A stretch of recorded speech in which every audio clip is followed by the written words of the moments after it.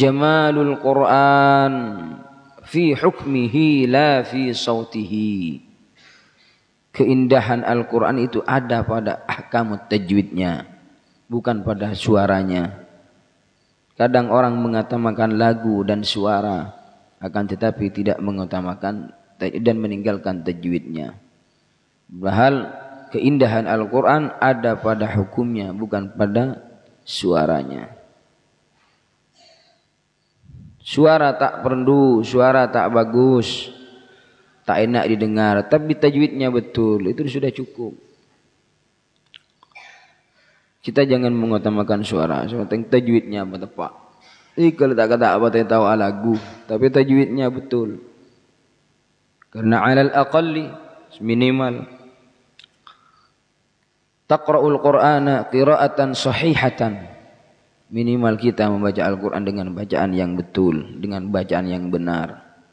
Kama unzil, sesuai dengan yang diturunkan oleh Allah Subhanahu wa taala kepada baginda Rasulullah melalui malaikat Jibril alaihi salam.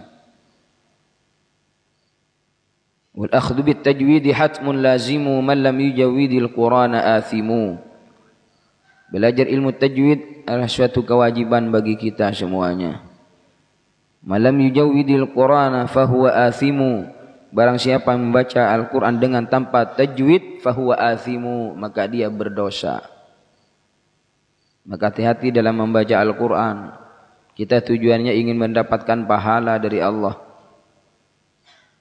Kalau kita tidak baca dengan tajwid, bukan pahala yang kita dapatkan, akan tetapi dosa. Kenapa? Li'annahu bihil Qur'an anzala wa hakadha minhu ilaina wasala. Karena Al-Quran diturunkan oleh Allah kepada baginda Rasulullah melalui malaikat Jibril dengan tajwid, dan begitu pula sampai kepada kita semuanya, sampai dengan tajwid. Kalau kita membaca Al-Quran patokannya adalah ilmu tajwid, tapi kalau kita baca syair patokannya adalah ilmu arum. Kalau baca Al-Quran harus betul panjang pendeknya, tipis tebalnya, harus betul. Tapi kalau baca syair kita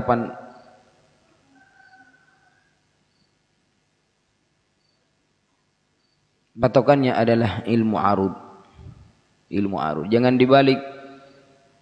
Kalau kita baca Al-Quran pakai ilmu arud, keliru besar. Kalau kita baca syair, kita baca dengan tajwid, keliru juga. Tak tetih. Maulaya salli wa sallim daiman abada ala habibika khairil khalqi kullihim huwal habibul ladzi turja syafa'atuhu. Ini kalau baca salawat, baca syair dengan ilmu arud, tak boleh pakai tajwid. Kalau pakai tajwid patokannya pas ilmu tajwid, ya enggak jadi berlagu. Tak ada nada, tak ada lagu pas. Karena harus panjang yang pendek-pendek. Coba kalau tajwid, Maulaya salli wa sallim daiman abada ala habibika khairil khalqi kullihim huwa alladhi turja syafa'atuhu. Lekas mareh kalau ban ilmu tajwid. Baca Al-Quran enggak boleh patokannya dengan patokan kepada ilmu arud, rusak, hancur. Alhamdulillahi rabbil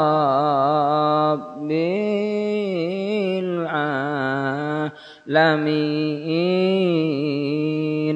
ar-rahmanir rahim maliki yaumiddin. Iyyaka na'budu iyyaka nasta'in. Tak sedih. Jangan dibalik. Patokan membaca Al-Quran adalah ilmu tajwid. Patokan baca syair adalah ilmu arud. Tak boleh ilmu arud dipakai untuk membaca Al-Quran. Ilmu tajwid tak boleh, jangan dipakai untuk membaca syair. Kan bukan patokannya. Pedoman kita membaca Al-Quran adalah tajwid. Pedoman kita membaca syair adalah ilmu arud. Bedebebeng sebeng. Maka bacalah Al-Quran dengan tajwid. Li'annahu bihil ilahu anzala. Karena Allah menurunkan Al-Quran dengan tajwid. Ada satu kisah bahwa dulu ada seseorang membaca innamas sadaqatu lil fuqara'i wal masakin. Langsung ditegur oleh Rasulullah sallallahu alaihi wasallam, amarahu ayyamudda fi al-fuqara. Rasulullah langsung mengatakan harus dibaca panjang pada lafaz al-fuqara. Innamas sadaqatu lil fuqara. Walaupun istilah ilmu tajwid di masa Rasulullah belum ada. Di masa Rasulullah izhar, idgham, iklab, ikhfa, idgham bi gunnah, idgham bila gunnah, maddut tabi'i, maddul far'i, mad 'arid lis sukun, mad 'iwad. Itu di masa Rasulullah enggak ada. Istilah nama-nama itu belum ada. Ada di masa tabi'in. Tapi prakteknya sudah ada di masa Rasulullah sallallahu alaihi wasallam. Makanya Imam Ibnul Jazari mengatakan wal akhdhu bit tajwidi hatmun lazimu man lam yujawwidil qur'ana athimu. Belajar ilmu tajwid hukumnya wajib. Barang siapa yang membaca Al-Qur'an dengan tanpa tajwid maka berdosa.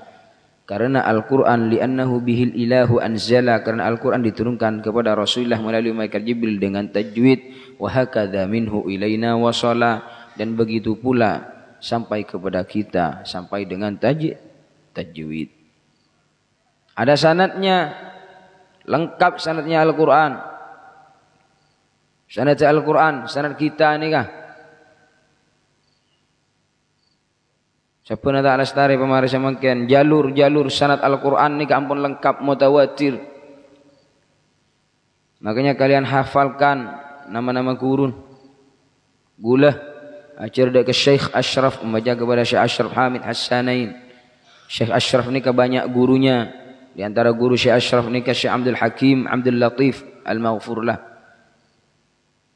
Beliau berguru juga kepada Fadilatul Syekh Abdul Fattah Madhkur ma'a zikir sanadihi al-muttasil ila Rasulillah, dan sanadnya juga bersambung kepada baginda Rasulullah.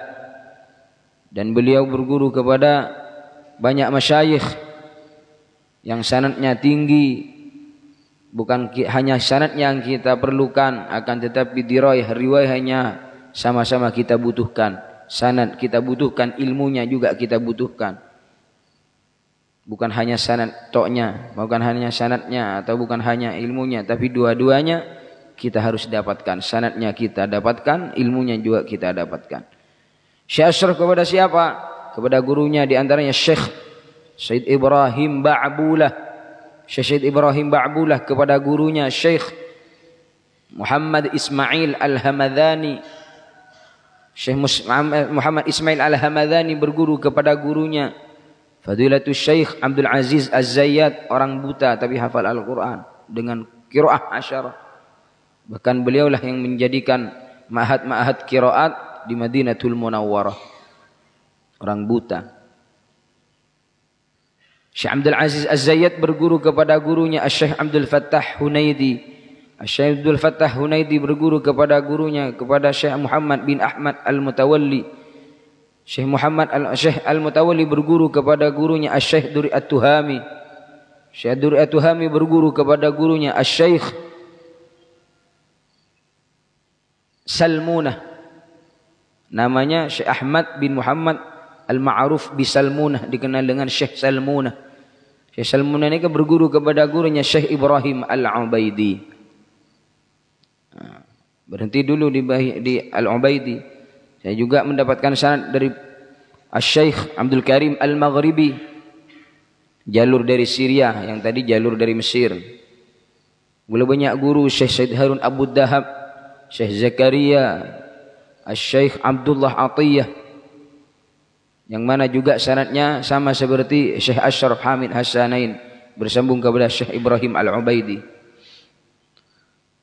Syekh Ahmad Asy-Syarqawi, dan juga diantaranya Syekh Abdul Karim Al-Maghribi yang jalur dari Syria, jalur dari Syam, dari Damaskus. Syekh Abdul Karim Al-Maghribi berguru kepada gurunya Syekh Abdul Razzaq Al-Halabi. Syekh Abdul Razzaq Al-Halabi berguru kepada gurunya Syekh Husain ibn Ridha Al-Khattab. Syekh Husain ibn Ridha Al-Khattab berguru kepada gurunya Syekh Mahmud Faiz Ad-Dir'atani. Faiz Ad-Dir'atani berguru kepada gurunya Syekh Ahmad Al-Halawani. Syekh Ahmad Al-Halawani berguru kepada gurunya Syekh Muhammad Al-Halawani. Syekh Muhammad Al-Halawani berguru kepada gurunya Syekh Ahmad Ar-Rifai Al-Halawani. Beliau kepada gurunya Syekh Ahmad Al-Marzuqi. Beliau berguru kepada gurunya adalah Syekh Ibrahim Al-Ubaidi. Jadi sanad yang jalur dari Mesir pasti kembali kepada Syekh Ibrahim Al-Ubaidi, atau jalur dari manapun, bahkan dari Syria, dari Maroko, semuanya kembali jalurnya kepada Syekh Ibrahim Al-Ubaidi. Syekh Ibrahim Al-Ubaidi berguru kepada gurunya Syekh Abdurrahman Al-Ujhuri. Syekh Abdurrahman Al-Ujhuri kepada gurunya Syekh Ahmad As-Sija'i atau Abduh As-Sija'i. Syekh Abduh As-Sija'i berguru kepada gurunya Syekh Ahmad Al-Baqari. Ahmad Al-Baqari berguru kepada gurunya Syekh Muhammad Al-Baqari. Syekh Muhammad Al-Baqari berguru kepada gurunya Syekh Abdurrahman.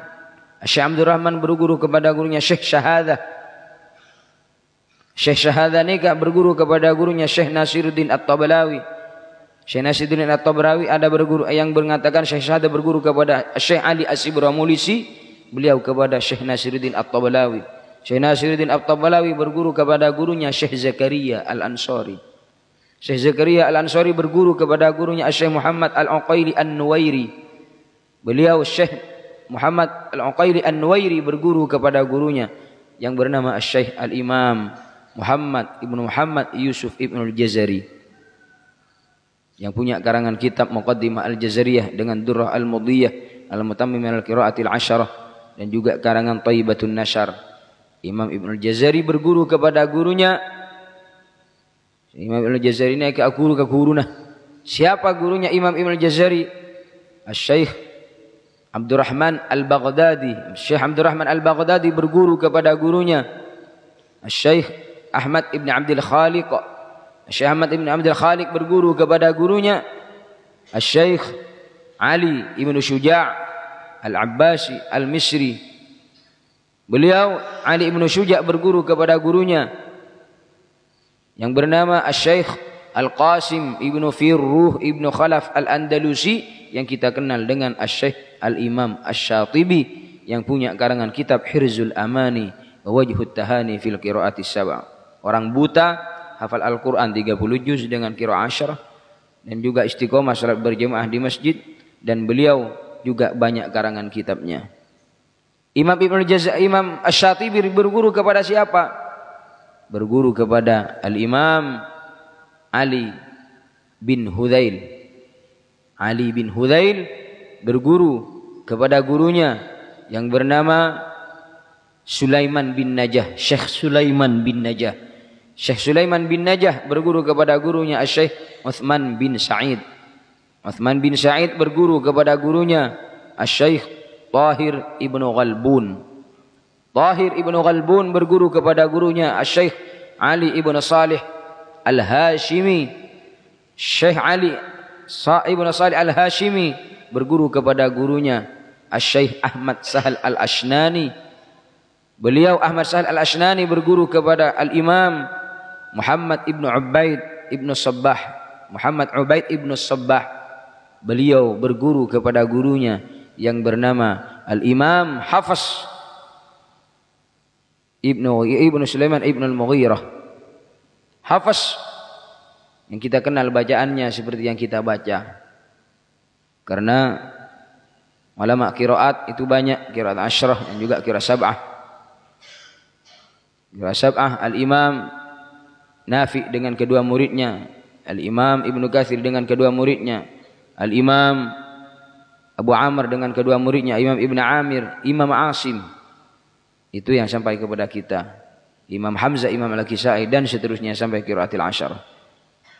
Imam Hafs belajar kepada siapa? Kepada Al-Imam Asim Ibn Abin Najud. Yang dikatakan oleh Imam Asy-Syatibi dalam kitabnya, fa amma Abu Bakrin wa Asimun ismuhu fa syu'batu rawihil mubarrizu afdala wa dzaka ibnu Ayyashin Abu Bakrinir Ridha wa Hafsun wa bil itqani kana mufaddala. Kedua murid Imam Asim adalah Imam Syu'bah, yang kedua adalah Imam Hafs. Jadi Imam Hafs berguru kepada Imam Asim Ibnu Abin Najud. Beliau Imam Asim berguru kepada siapa? Kepada Al-Imam Abdurrahman As-Sulami dengan Asy-Syaikh Imam Zurrin Ibni Jaishin, dan juga berguru kepada Al-Imam Amr Asy-Syaibani. Ketiga-tiganya ini belajar kepada siapa? Belajar langsung, menghafal Al-Quran kepada para sahabat Nabi Muhammad sallallahu alaihi wasallam. Di antaranya adalah Ubay ibnu Ka'ab, Abdurrahman As-Sulami, Zurin ibnu Jaishin, Amr Asy-Syaibani belajar kepada Ubay ibnu Ka'ab, Abdullah ibnu Mas'ud, Abu Musa Al-Ash'ari, Ali bin Abi Thalib karramallahu wajhah, Utsman bin Affan ridwanullah taala alaihim ajma'in. Yang kelima sahabat ini belajar kepada baginda Nabi besar Muhammad sallallahu alaihi wasallam. Nabi Muhammad belajar langsung kepada siapa? Amin al-aminu atau aminul wahyi Jibril alaihi salam. Malaikat Jibril belajar kepada siapa? Belajar langsung kepada Allah Subhanahu wa taala. Inilah adalah silsilah sanad dari gulah yang menyambung kepada Rasulullah sallallahu alaihi wasallam. Sanad yang jelas, sanad yang mutawatir. Maka sanad Al-Qur'an mutawatir sampai hari kiamat tidak akan terputus. Tapi kalau sanad Zabur, Taurat, Injil sudah banyak terputus, sudah tidak mutawatir. Kalau Al-Quran dijamin oleh Allah keutuhannya, tidak akan bisa ada yang merubah, mengurangi, menambahi Al-Quran, tidak ada, tidak akan bisa. Karena yang menjamin keutuhannya adalah Allah Subhanahu wa ta'ala. Dengan perantara siapa? Perantara hafadhati kitabillah, para penghafal Al-Quran. Makanya orang yang hafal Al-Quran adalah hamba-hamba Allah yang memang Allah pilih untuk menjaga keutuhan Al-Quran. Jadi di antara Syekh Ashraf dan guru-guru nagula dari Rasulullah sallallahu alaihi wasallam ada sekitar 29 orang jaraknya. Jadi Syekh Ashraf 29, Gulah 30, menumpian oleh sanad dari Gulah 31. Makanya rugi sampean kalau tak sampai oleh sanad. Karena penting sanad nikah. Al-Imam Syekh Shalih Al-Ja'fari beliau berkata, "Ta'allam litilawati min 'alimin wa khudh isnad khatmin in khatamta." Belajarlah tajwid, belajarlah Al-Quran kepada orang yang ahli dalam ilmu tajwid dan yang mempunyai sanad. Wa khudh isnada khatmin in khatamta, dan ambillah sanad dari beliau apabila hatam. Bagaimana, apa syaratnya mendapatkan sanad yang ingkanto dari Gulah? Harus lancar 30 dan selesai setorannya 30 juz. Enggak boleh kita enggak membaca Al-Quran enggak setoran oleh sanad, enggak. Harus setoran dari awal sampai akhir sampai selesai. Tudiul amakina haitsu kunta. Apabila kita menghafal Al-Qur'an lancar 30 juz dan kita amalkan isinya dan kita mempunyai sanad, beliau berkata tudiul amakina haitsu kunta, dengan Al-Qur'an yang kau hafal, dengan sanad yang kau punya, akan menyinari tempat yang engkau singgahi dimanapun tempat itu, maka akan bersinar, akan bercahaya dengan barokah Al-Quran dan sanad yang bersambung kepada baginda Rasulullah sallallahu alaihi wasallam. Hafalkan Al-Qur'annya, lancarkan. Setelah lancar 30 juz, hafalkan nama-nama gurunya. Sigi ibu saya sebut di gula. Male oning. Debuna Imam Abdul Wahhab Asy-Sya'rani waliyun min awliya'illah berkata seperti yang sudah saya sampaikan, man la sanada ka'anna waladiz zina. Yang tidak punya sanad seperti anak zina. Bagaimana anak zina? Tak tahu siapa nama ayahnya. Benih pas dosa enggak berdosa. Kita enggak punya sanad enggak berdosa. Hanya diandaikan, disamakan oleh Imam Abdul Wahhab Asy-Sya'rani, orang yang tidak punya sanad dalam Al-Qur'an, kawaladiz zina, seperti anak zina. Bukan pas betul anak zina, bukan. Ini kun contoh.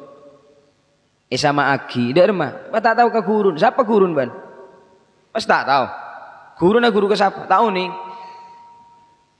Jadi harus punya sanad, berusaha. Ampian mulai jelas serah guruna sampean, terserah langsung guruna serah sampean penting. Gula, yang penting gula pun jelas guruna gula nikah. Sampai dekat Rasulullah sallallahu alaihi wasallam. Nikah harus disebarkan. Man qara'al Qur'an falyansur, kata Syekh, diambil dari kitab Al-Bayan karangan Imam Syekh Syed Ibrahim Ba'bulah. Di dalam kitab ini beliau berkata, man qara'al Qur'an atau man ta'allama Al-Qur'an falyansur, barang siapa yang pandai membaca Al-Qur'an, diartikan oleh beliau man hafizul Qur'an, barang siapa yang hafal Al-Qur'an falyansurhum, maka Al-Qur'an itu sebarkan, sebaraki. Maka di antara tujuan RK mega anto benin apa? Untuk linasyril Qur'an wal ilm, untuk menyebarkan Al-Qur'an dan ilmu. Karena sekarang banyak berlomba-lomba mempertontonkan kemaksiatan di media sosial. Masa ilmu Al-Quran terus kita simpan? Ayo kita tampakkan ke media ini. Kecil apa kalah malah eseh Al-Quran, orang muka Al-Quran, orang muka orang ngaji, orang muka ilmu. Sini kan. Karena semakin setiap kita buka WhatsApp, kita buka Facebook, pastilah maksiat cepat dengbon. Kalau tak muka, mula muka Facebook embian. Tak sengaja muka, kalau aku beda maksiat, terus saja jalan aja. Jangan bagi bebe, jangan banyak. Jangan bagi bebe, jangan banyak. Jadi, cek bakal ada kah kemaksiatan. Di antara tujuan ni rekam nyebaraki ilmu na Allah Subhanahu Wa Taala. Karena mulai dari ada rekam, ini rekam batepak. Yang bertugas serah batepak. Cuma saya tak bisa melak aja kun sekecil. Ini deh. Mun tak melak fasalli alaihi arba'an li wafatihi. Mun tak melak ikwa tulih puntuk dilabun pas tulih sompo jengaki Allahu akbar 4 takbiran pas tulih kufuraki. Man fatahu ta'lim waqta syababihi fasalli alaihi arba'an li wafatihi. Barang siapa yang tak ingin mencari ilmu di waktu mudanya karena tak ingin letih, tak ingin sengsara dalam mencari ilmu, fasalli alaihi arba'an li wafatihi, maka pejengaki jeriah 4 takbiran, Allahu akbar, Allahu akbar, Allahu akbar, Allahu akbar. Seumpamanya seorang laki-laki, Allahumma firlahu warhamhu wa'afi wa'afan, Allahumma la tahrimna ajrahu wa la tathina ba'dahu wa fil lana wa lahu. Seorang perempuan, Allahumma firlaha warhamha wa'afiha wa'afanha, Allahumma la tahrimna ajraha wa la tathina ba'daha wa fil lana wa laha. Semoga semua amal ibadahnya diterima oleh Allah. Kalau ada amal jeleknya, mudah-mudahan diampuni oleh Allah Subhanahu Wa Taala. Al-Fatihah. Mulakan jam, mula tanda nyari ilmu, surah tulis sombonyaki. Siapa yang mengatakan? Imam Syafi'i radhiyallahu taala an. Imam Syafi'i yang mengatakan seperti itu. Imam agulaban embian. Imam Syafi'i mundu an usalli al-atamata wa ada'u al-mushafa baina yadayya hatta asbah. Imam Syafi'i yang sangat dikenal dengan hafalannya 30 juz, lancar tidak lupa sama sekali. Ia tak lancar. Beliau mengulang hafalannya dari setelah salat Isya sampai subuh tiba. Setiap malam istiqomah. Kita yang enggak lancar, enggak ngulang-ngulang. Ijen tade no. Imam Syafi'i dari mana Isya, dimulai dari salat Isya, selesai salat Isya, langsung beliau mengulang hafalannya sampai subuh tiba. Allah. Tibuna beliau tibi. Usalli al-atamata wa ada'u al-mushafa baina yadayya fama atbaquhu hatta asbaha. Setelah salat Isya langsung mengulang hafalannya. Mengulang hafalan sampai subuh tiba. Wa ada'u al-mushafa baina yadayya. Saya letakkan mushaf di depanku. Fama atbaquhu hatta asbaha. Tidak saya tutup sampai subuh tiba. Artinya Imam Syafi'i selalu mengulang, menghatamkan Al-Quran Allah sampai subuh. Gula banembian di Indonesia sampai subuh acarita sembang-sembang kata orang Malaysia, ngobrol bercerita, ya enggak lancar-lancar mu. Kalau kita ingin lancar, ayo usahanya maksimalkan usahanya kita, usahanya sampean maksimal. Ngiding. Kalau maksimal maka hasilnya juga akan maksimal, hasilnya akan bagus, hasilnya akan mantap. Kenapa enggak lancar-lancar? Karena tidak berusaha. Kalau kita berusaha, insya Allah dimudahkan oleh Allah. Karena memang janji Allah, walaqad yassarnal Qur'ana lidzikri fahal mim muddakir. Ayo berusaha maksimal. Jaga aja, tak pernah lesoh, jaga aja. Enggak ada kata istirahat kalau kita masih hidup. Kalau kita sudah mati baru istirahat. Saudara Muhammad.